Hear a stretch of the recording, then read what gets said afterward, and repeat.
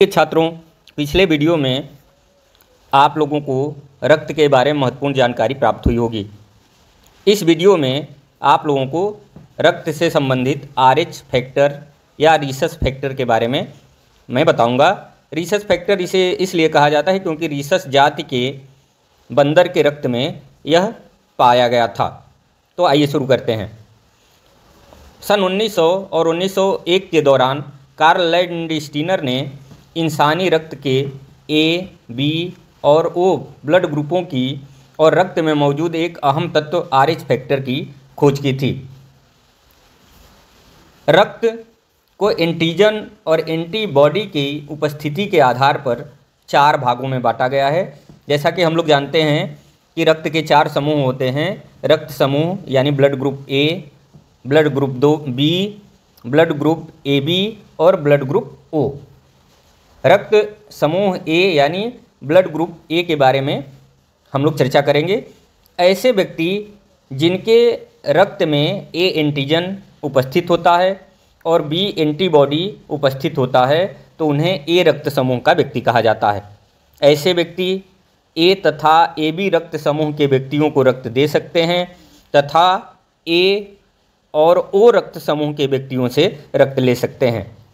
रक्त समूह बी यानी ब्लड ग्रुप बी, ऐसे व्यक्ति जिनके रक्त में बी एंटीजन और ए एंटीबॉडी उपस्थित होता है उन्हें बी रक्त समूह का व्यक्ति कहा जाता है। ऐसे व्यक्ति बी तथा ए बी रक्त समूह के व्यक्तियों को रक्त दे सकते हैं तथा बी और ओ रक्त समूह के व्यक्तियों से रक्त ले सकते हैं। रक्त समूह ए बी, ऐसे व्यक्ति जिनके रक्त में ए तथा बी एंटीजन एक साथ उपस्थित होते हैं, यानी एक साथ ए बी एंटीजन दोनों होते हैं तथा ए और बी एंटीबॉडी अनुपस्थित होते हैं, यानी इनके में एंटीबॉडी नहीं होता है, उन्हें ए बी रक्त समूह का व्यक्ति कहा जाता है। ऐसे व्यक्ति ए, बी, ए बी और ओ रक्त समूह के व्यक्तियों से रक्त ले सकते हैं तथा केवल और केवल ए बी रक्त समूह के व्यक्तियों को रक्त दे सकते हैं। यही कारण है कि इस रक्त समूह यानी ए बी रक्त समूह के व्यक्ति को सर्वग्राही रक्त समूह का व्यक्ति कहा जाता है, क्योंकि ये सभी लोगों से रक्त ले तो सकते हैं लेकिन केवल देने के लिए ए बी रक्त समूह के यानी अपने ब्लड ग्रुप को ही ये अपना रक्त दे सकते हैं।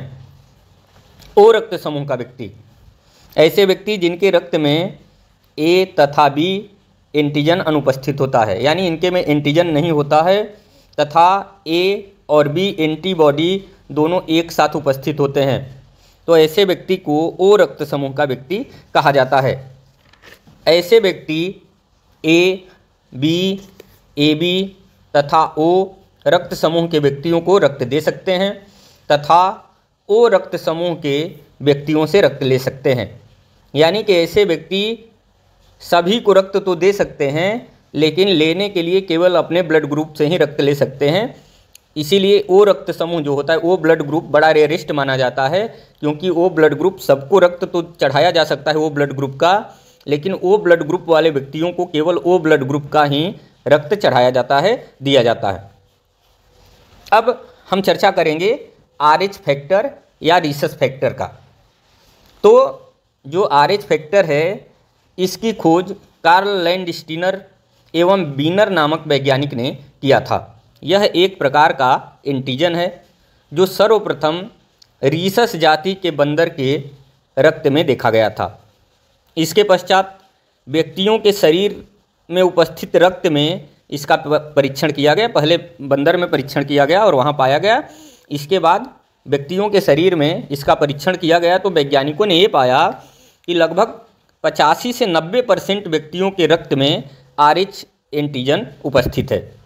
सभी व्यक्तियों में आरएच एंटीजन नहीं होता है, लेकिन लगभग 85 से 90% लोगों में आरएच एंटीजन पाया जाता है। और इसी के आधार पर जो निगेटिव और पॉजिटिव ब्लड ग्रुप है, धनात्मक या ऋणात्मक ब्लड ग्रुप है, उसको बांटा गया है। ऐसे व्यक्ति जिनके रक्त में आरएच एंटीजन उपस्थित होता है उनका रक्त समूह धनात्मक कहा जाता है, यानी पॉजिटिव होता है, तथा ऐसे व्यक्ति जिनके रक्त में आरएच एंटीजन अनुपस्थित होता है उन्हें ऋणात्मक रक्त समूह का व्यक्ति माना जाता है। यानी जितने माइनस ब्लड ग्रुप वाले हैं, ऋणात्मक ब्लड ग्रुप वाले हैं, उनकी संख्या कम है और उनमें RH फैक्टर नहीं पाया जाता है। अब रक्त प्रोटीन क्या होता है? रक्त का थक्का बनना रक्त प्रोटीन के कारण होता है। आइए इसकी जानकारी लेते हैं। तो सामान्य परिस्थिति में शरीर के भीतर रक्त का संचार लगातार होता रहता है। हमारे शरीर में रक्त हमारे धमनियों के माध्यम से, शिराओं के माध्यम से बहता रहता है और रक्त जमने नहीं पाता है। अगर रक्त जम जाएगा या गाढ़ा हो जाता है तो आप लोग जानते हैं कि हार्ट अटैक हो सकता है, हमारे वाल्व जाम हो सकते हैं। तो रक्त पतला होता है और हमारे शरीर में निरंतर बहता रहता है और ये जमने नहीं पाता है, क्योंकि जो रक्त को जमाने वाला होता है वो कैल्शियम होता है और रक्त को जमने से रोकने का कार्य हीपेरिन एवं एंटीप्रोथ्रोम्बिन नामक पदार्थ द्वारा किया जाता है। यानी ये कैल्शियम के प्रभाव को निष्क्रिय किए रहता है, जिसके कारण रक्त शरीर के अंदर जमने नहीं पाता है। लेकिन जैसे ही हमारे शरीर में चोट लगती है और रक्त निकलने लगता है तो सामान्य चोट लगने पर लगभग 5 से 7 मिनट में रक्त का थक्का बन जाता है। हम लोग देखते हैं कि रक्त शरीर से निकल रहा है, फिर वो रक्त का थक्का बन जाता है और रक्त निकलना बंद हो जाता है। तो 5-7 मिनट में रक्त का थक्का बन जाता है और इस प्रक्रिया में ट्रिप्टेज नामक एंजाइम, ध्यान रखिएगा, ट्रिप्टेज नामक एंजाइम उत्प्रेरक का काम करता है, रक्त को जमने में सहायता करता है और जो रक्त का थक्का बनता है उसे फाइब्रिन के नाम से जाना जाता है। अब ऐसे भी व्यक्ति होते हैं जिनको हीमोफीलिया नामक रोग होता है और हीमोफीलिया नामक जो रोग होता है आनुवांशिक रोग है। पहले पिताजी को होगा, फिर आपको होगा, फिर आपके बच्चों को होगा। तो हीमोफीलिया जो रोग है ये आनुवांशिक रोग है और इसमें ये होता है कि चोट लगने पर जो रक्त निकलता है वो जमता नहीं। ऐसी स्थिति में ऐसे लोगों को जो कि हीमोफीलिया के रोग से ग्रसित हैं उनको रक्त जमने के लिए विटामिन K तथा प्रोथ्रोम्बिन का इंजेक्शन दिया जाता है, जिससे कि रक्त जम जाए।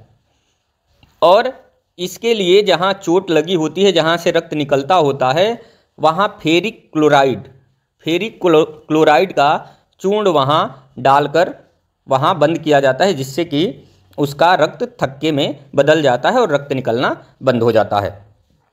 अब हम लोग अक्सर ब्लड बैंक की बात करते हैं। रक्तदान हमारा पुनीत कर्तव्य है और रक्तदान करके हम कई लोगों की जान बचा सकते हैं। तो रक्तदान जो हम लोग करते हैं वो ब्लड बैंक में यानी रक्त कोष में रखा जाता है। ऐसा स्थान जहाँ की आपातकालीन परिस्थितियों में व्यक्तियों को रक्त देने के लिए रक्त का संग्रह किया जाता है, उसे ब्लड बैंक कहते हैं। जहाँ रक्त को सुरक्षित रखने के लिए रक्त को 40 डिग्री फ़ारेनहाइट तापमान पर रखा जाता है तथा कैल्शियम के प्रभाव को, हमने पहले ही बताया कि कैल्शियम का काम है रक्त को जमा देना। तो कैल्शियम के प्रभाव को निष्क्रिय करने के लिए ब्लड बैंक में रक्त में सोडियम साइट्रेट तथा सोडियम ऑक्जिलेट नामक यौगिकों को मिला दिया जाता है, जिससे कि ब्लड बैंक में भी रक्त जमने नहीं पाता है। और इसीलिए ब्लड बैंक में 1 महीने तक रक्त को सुरक्षित रखा जा सकता है और 1 महीने तक आप उस ब्लड को यूज कर सकते हैं दूसरे को देकर। जैसे एक्सीडेंट में लोगों को रक्त की ज़रूरत होती है और अन्य रोगों में, ऑपरेशन में ब्लड की ज़रूरत होती है, तो आप रक्तदान करके और ब्लड बैंक की सहायता से आप लोगों की जान बचा सकते हैं। इस तरह से मुझे पूरा विश्वास है कि रक्त पर ये जो संपूर्ण जानकारी मेरे द्वारा आप लोगों को संप्रेषित की गई है वो आप लोगों के समझ में पूरी बातें आई होंगी। धन्यवाद। नमस्कार।